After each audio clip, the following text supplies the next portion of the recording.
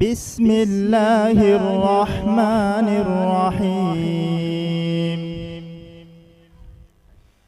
الرحمن علم القرآن، خلق الإنسان علمه البيان.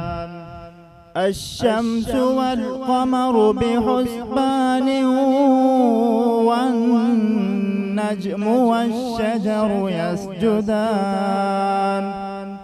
والسماء رفعها ووضع الميزان، ألا تطغوا في الميزان، وأقيموا الوزن بالقسط ولا تخسروا الميزان. والأرض وضعها